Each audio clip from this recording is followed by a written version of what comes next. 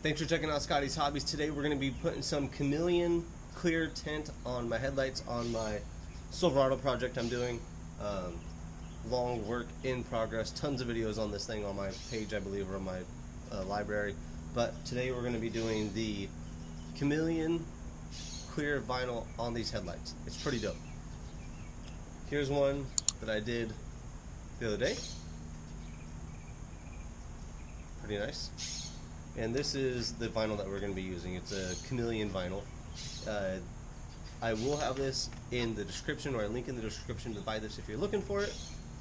And pretty simple. You're going to need a heat gun.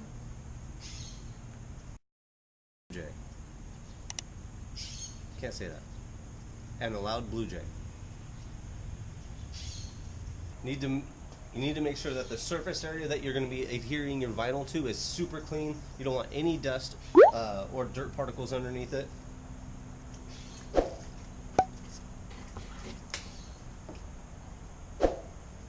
Squeaky clean, using like a Windex type deal.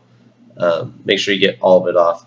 Here I am holding up my vinyl to the slide. You have a couple protrusions that I'm working around, so I'm trying to get it perfect. Those little protrusions right there cut out. So I'm keep going down to a little cardboard piece, a template that I had previously made, and just working with that and comparing, seeing what I need to cut. Now that I got everything cut out properly, I'm going to lay the vinyl on the light, use a scraper. This one's got a little bit of velvet on the end of it so that it will push down the vinyl and get the air out. I like to trim my vinyl around the light and then finish getting all the air bubbles out. It just seems to work a little bit easier for me, but you'll get your liking as you go. Don't forget to like, subscribe, and share as you're watching too. If you do this on your vehicle, make sure you comment below with what kind of vehicle you did it on and let us know how it turns out. These cotton gloves are a must. You're going to need a lot of them. Well, not a lot, maybe a few. Use the heat gun to heat up the vinyl. You're not going to go on the high setting. You're going to keep it on the lower setting. And just get it warm. Don't stay in one spot for too long. The vinyl will loosen up. It'll become very pliable. And just lay it onto the vinyl, onto the light. You can work the air bubbles out using your fingers and thumb, but you will go through these cotton gloves pretty fast.